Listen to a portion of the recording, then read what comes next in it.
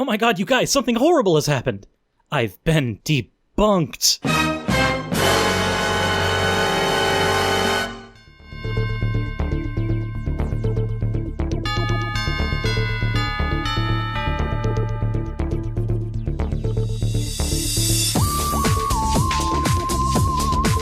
Alrighty everybody, welcome back to my channel. It's mine again, thankfully, after 2 weeks of deliberating with YouTube. It honestly feels good to be back, but in the time I was gone, whoever took over my channel decided to delete several of my videos. I was worried that many of my videos were going to be taken away, and then during that time my channel got deleted. So I went to the stinky poop waters of the internet, because that's where I archive a lot of my stuff, and upon searching for my name in BitChute, I came across this video. Now for those who don't know, BitChute is usually a platform that is infested with a lot of people from the alt-right, at least more so than we see here on YouTube. This is because it is a free speech advocacy website. While that sounds all fine and dandy on the surface, it's usually a dog whistle for, we are a bunch of assholes, but since nobody likes us and keeps telling us to shut up, we took our toys and moved elsewhere. Elsewhere is BitChute. But if you've been around my channel for a while, you know the drill. We're gonna get to fan art, and then we're gonna get into this dude. Phrasing be damned. So first we have a voodoo doll Suris by Kanxrl.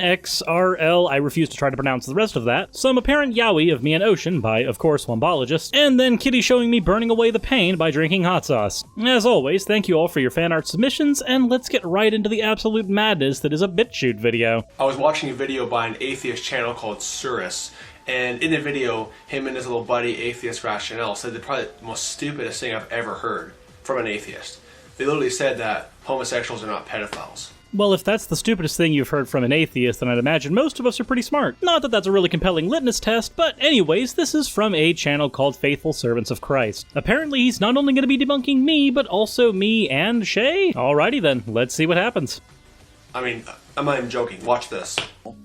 I don't believe in violence. I'm totally against harming anyone. It's the government's job to punish evildoers. Oh look, he's even got clips from my channel. That's cute, you're doing a me. This is of course the video that me and Shay did a while back when the NIFB was attempting to start the Massa Conference in Florida, where we did a comprehensive breakdown of the NIFB themselves and many of their pastors. And here we have Steven Anderson lying to everybody, saying that he is not for harming other human beings. Given that he argues for the public execution of people who just so happen to be gay, I'd say he's lying. And given that my YouTube poop about him got flagged for hate speech, I'd say that the majority of his fans are also snowflakes. Apparently either they find YouTube poops incredibly offensive, or Steven Anderson has fisted their brain so hard they can't tell the difference between reality and parody. I guess that makes the entirety of the NIFB a walking example of Poe's Law. That's what I believe. But I will pray for them all to die. Yeah, of course he would, because he's too above getting his hands dirty, but he's not above asking Daddy Yahweh to clean up his messes. And if I had a button, if I had that kind of power, if I could be like an Elijah and just call down the wrath of God on them, I would do it. And if I could push a button and every sodomite would die, think about all the children that wouldn't be molested. This is another big thing the NIFB does, but before I make my point, Atheist Rationale, would you like to go ahead and give their stance on homosexuals and, well, that?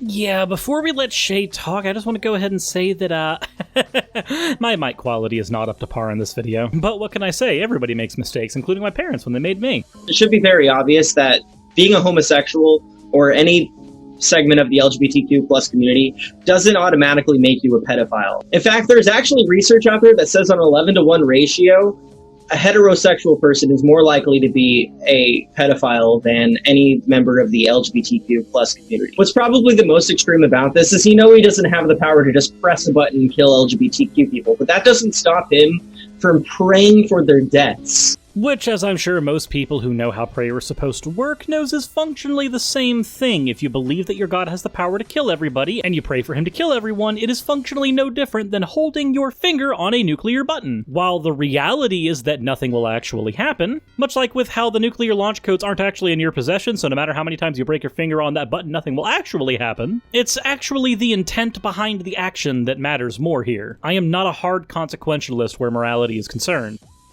And I would like to point out that there is functionally no difference between saying, I want my congregation to kill these people, and I want the government to kill these people. I'm telling you, if you think that faggots are not pedophiles, you're kidding yourself. Okay then, well, would you like to explain why? And he lists some studies, but he doesn't even give the source. He just says, well, study says there, study says there. I'm going to tell you what some studies actually say. Okay, well, actually, I did not say sources say this. I actually appealed to a standard rational argument. Atheist rationale appealed to studies. At the time, I do not remember her providing me with the sources themselves, but it seems that you came prepared with some handy ones on your own, so let's go ahead and take a look. And I'm going to give the sources in the description of this video. So, first one. In 1992, I have this copy from an article on my website I wrote about homosexuality being linked to pedophilia. In a 1992 study published by the Journal of Sex Martial Therapy sex researchers K. Freud, whatever, and R.I. Watson found that homosexual males are 3 times more likely than straight men to engage in pedophilia. And again, sources will be in the description. Yep, and I'm glad that you linked the source in your description, because in the abstract of that study, it specifically says that using a phallometric test to test sensitivities to calculate the proportion of true pedophiles among various groups of sex offenders against children, and taking into consideration previously reported mean numbers of victims per offender group, the ratio of heterosexual to homosexual pedophiles was calculated to be approximately 11-to-1. So that seems to be where atheist rationale got her numbers from initially, but we can go even further into that abstract. It then goes on to say that this suggests that the resulting proportion of true pedophiles among persons with homosexual erotic development is greater than the persons who develop heterosexuality. However, this of course would not indicate that androphilic males have greater propensity to offend against children. So I'm very glad, faithful servants of Christ, that you decided to link the source in your description, because the source doesn't say what you said it said. Now granted, Shay did fudge the numbers when she mentioned them originally, because the 11-to-1 ratio doesn't take into account that homosexuals are a minority in the population. But the study does specifically say that none of these numbers mean that androphilic males, or homosexual males, have a greater propensity to offend against children. Your source that you linked doesn't say what you said it said. It in fact says the opposite, and it's right there in the abstract. I'll be linking the source down below as well for anybody to fact check me, as you were so gracious as to give me that opportunity myself. To be perfectly clear though, the fallacy you've engaged in is post hoc ergo proctor hoc. So to break it down, post hoc means after this, and proctor hoc means therefore resulting from it. So after this, therefore resulting from it. It is an informal fallacy, and let me explain why. When you take the previous numbers, the ones that suggest there are a higher density of homosexual individuals who offend against children, you are likely to commit the fallacy by then saying, oh, it must be the homosexuality that caused them to offend against children. However, this is ignoring the fact that there are other factors at play. For instance, if you are a heterosexual, there is a less likely chance that you will be sexually repressed. The converse is true. Homosexual men have a higher propensity for being sexually repressed. This is why there are many places, like gay bars, where sexuality is incredibly hypercharged, whereas that's not the same in heterosexual spaces. So much like how sexual repression of Catholic priests leads to them having a higher numbers per density for offending against children, the same can be said for homosexuals. If you avoid the post hoc ergo proctor hoc fallacy, then you can start seeing the layers of nuance to see that there are other factors at play, such as the environment or the socioeconomic status of individuals. The problem with informal fallacies is they are very intuitive at first. And you, my friend, have so easily fallen into one. Congratulations. Let's see if you make that same mistake twice. I'm not just making this stuff up like he probably was. Nope, you just don't understand how data works. Next one. In 1988, a study of 229 convicted child molesters published in the archives of sexual behavior found that 86% of pedophiles describe themselves as homosexual or bisexual. So 80% of pedophiles were f***ers and f***ers, 2.0. Wow, you're so eloquent. Tell me, did your daddy help you write that joke? I wish my brand of humor was her offend the snowflocks. Life would be so much easier for me. Anyways, speaking of things that are actually hilarious, your source. First of all, it was a sociological source published in 1988, which is a bit old. Secondly, the methodology of that source is actually highly criticized. I'll be providing both the source you cited and the source I'm going to be using, one Dr. James M. Cantor. It's noted in this article that any actual comprehensive study of this topic would require a look at several different correlates. These correlates would not just be the sexuality of the people involved, but these correlates would have to include handedness, birth order, minor physical anomalies, IQ, cognitive patterns, etc. However, the paper that I'm going to be using is actually what we call a type of meta-analysis. It analyzes several different sources at the same time in order to give a more complex, but at the same time more comprehensive, look at whatever idea you are trying to explore. In this, a distinction is made between a pedophile and a teleophile being someone attracted to an adult. Categorically, homosexual men are teleophiles, as they are homosexually attracted to other adult men. This would mean that trying to argue that they are all pedophiles or have a higher propensity for pedophilia is a categorical error, another informal fallacy. But to get into the science of things, studies of brain function have revealed certain patterns of functioning normal gay men that differentiate from straight men. This is from a source from 1998 that is listed in the bibliography of the source I'll be linking. Likewise, the brain functioning of pedophiles appears to differ from the teleophiles in yet another pattern. Sources linked within that document as well. So while you may have cherry-picked one source that argues what you think you want to hear, a meta-analysis shows that that source is incredibly biased. Not to mention, the source that you're using studied 229 specific offending individuals and came up with an 86% number in that. The section of my source that talks about yours is listed here. Published estimates of the proportion of pedophiles who offend against male children and are homosexual span a staggering range from a low of 2% from a 1994 study to a high of 86%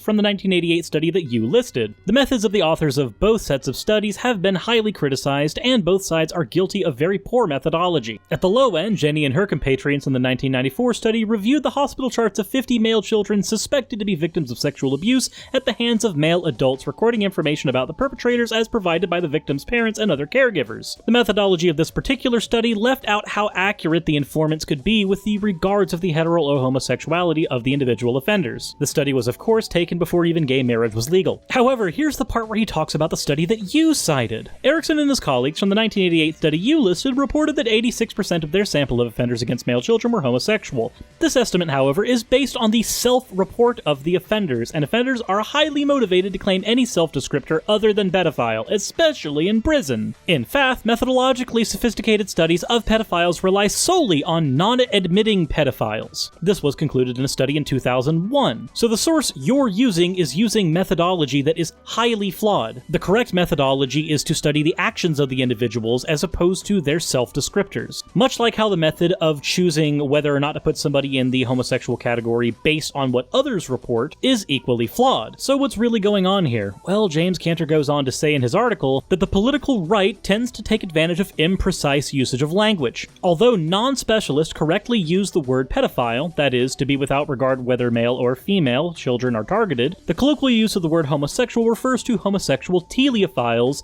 and not homosexual pedophiles. Thus, statements like 6 to 8 million boys were abused by 1 to 2 million adult homosexuals are half-truths. It may be reasonably said that these perpetrators were homosexual pedophiles, but there is no basis on which to believe they were homosexual teleophiles, aka adults interested in other adult gay men, and to refer to sex in which the offenders were erotically interested and not the age as well is mere sophistry, or the use of philosophically accurate yet incredibly misleading language. That's not directly related to your faulty source, but it is an interesting tidbit about how the political right usually tries to play this game. Use the right words in the right situations, and then rely on the intuition of the people they're trying to present to fill in the blanks, which as we all know will not actually lead to the correct conclusions all the time. Our intuition is in fact faulty. So that's 2 out of 2 sources that you fudged up on. Let's try again. That's what bisexuals are there for, 2.0. And again, sources will be in the description. And I am so glad that you did. No, seriously, it makes my job a whole lot easier when you list your sources and I get to debunk them as they're there. It's also useful to me when I can refer to 20-year-old articles to debunk your 40-year-old nonsense. And a 1989 study in the Journal of Sex Research noted that the proportion of sex offenders against male children among homosexual men is substantially higher or larger than the proportion of sex offenders against female children amongst heterosexual men. The development of pedophilia is more closely linked to with homosexuality than heterosexuality. Not my own words, it's what the Journal of Sex Research noted. And I'm sure we can trust you to know exactly what they were talking about instead of just reading off of the page without having any understanding of what you were actually looking at, right? And seeing as we most certainly can't do that, let's dive into that source too! And oh boy, gosh, and golly darn D. If we just take a look at the abstract for 12 seconds, it is noted right here that homosexual males who prefer physically mature partners, aka teleophiles, responded no more to male children than heterosexual males who preferred physically mature partners responded to female children. This reinforces the categorical error that I pointed out that you were doing before, because a homosexual male is a teleophile, whereas a pedophile is categorically separate. All of the accurate literature on this subject seems to understand understand that difference, and even the literature that you yourself used for your video seems to understand this, yet for some reason, you can't. This means that either you are ignorant to how these things actually work and how category errors and correlation causation errors happen, or you just really, really want to hate gay people and you're trying desperately to back yourself behind pseudoscience in order to do so. No different than racists trying to back phrenology. But we still have more of your video, which means I still have plenty more to rip apart. And I, for one, cannot wait. They literally said that the pedophilia, development of pedophilia, is more closely linked with homosexuality than with heterosexuality. And yet the response to erotic stimuli was completely identical to that of heterosexuals. It's noted in the actual paper that you're citing that the differences in their response to erotic stimuli was minimal. So now that we've come to the conclusion that you have virtually no reading comprehension whatsoever, and or you are cherry picking, what else do you have? And again, sources will be in the descriptions of this video. It'll be in the description. And again, thank you so much for that. So for me to call pedophiles is accurate according to these studies. There's other studies too. My website, I have a link to an archive article of just study after study after study after study proving that homosexuality is linked with pedophilia. And yet study after study after study after study says the exact opposite of the studies that you've linked so far either have poor methodology or you've outright misrepresented what is said in the actual studies themselves. So to call to say, oh, they're not pedophiles. Yeah, they are. So check out this next clip of him saying that not all Catholic priests are pedophiles. I mean, you can't get any more stupider than this. You can't get any more dumb than this. Watch this. Secondly, I like how you lumped Catholics, pedophiles, and homosexuals all. Not all Catholics are pedophiles, and not all homosexuals are pedophiles, even if you would like to stereotype them both in that way. The Catholic Church has a big problem with pedophilia, which is kind of ironic because the Catholic Church also has a problem with bigotry, with homosexuality and sodomy in the priesthood. I wonder if that's connected in any way. So yes, there is a propensity within the Catholic Church for the problem that we're both discussing, but as noted earlier in this video, you're doing the whole post hoc ergo propter hoc thing. There's nothing about being Catholic that leads to pedophilia. It is likely the environment, hierarchy, power structure, and sexual repression that lead to the higher proclivity of that. There is, of course, the more systemic issue of them hiding their pedophile priests, but there's nothing about being a Catholic that has a correlation with being a pedophile. They are categorically separate. We can agree that there is a problem within the church. The difference here is that one of us is committing an informal fallacy, and the other one is pointing and laughing at you. Oh, shit, did I give away my hand too soon? Probably not, but, I mean, it probably is connected. I mean, after hearing all these studies of pedophilia being linked with bigotry, the fact that the Catholic Church allows into the priesthood kind of says a lot. Well, actually it doesn't. It says that they've realized that as a large organization, they will in fact die out if they do not accept the evidence that is on the table in regards to what science says. Science has shown that there isn't actually a correlation between homosexuality itself and pedophilia. As noted in the Canton study earlier, there are several correlates that have to be measured besides the simple sexuality, and even so, arguments that homosexuals are all pedophiles is, as noted previously, a category error, because homosexual men are teleophiles.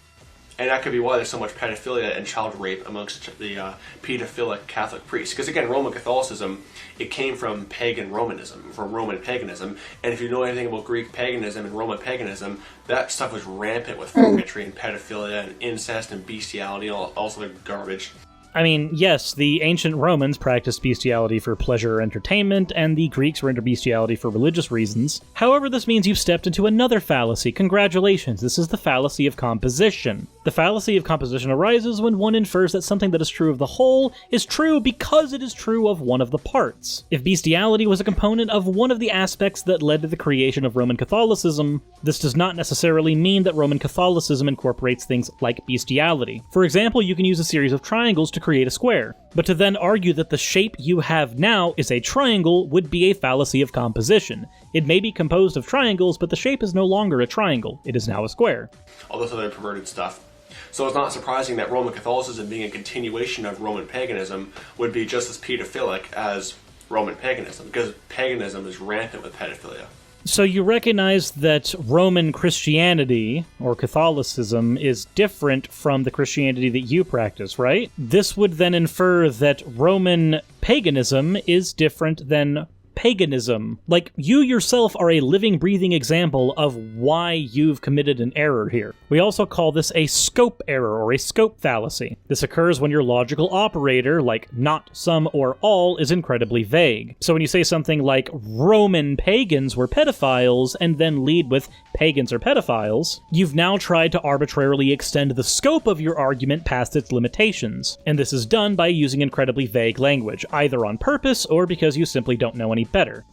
So anyway, I just wanted to do this quick video showing the stupidity of these two atheists, saying that they're not pedophiles and all this other stupid nonsense. Again, sources will be in the description, proving, and multiple studies proving, that homosexuals, again, not my own words, it says that the development of pedophilia is more closely linked with homosexuality than with heterosexuality. Sources will be in the description. So anyway, God bless you.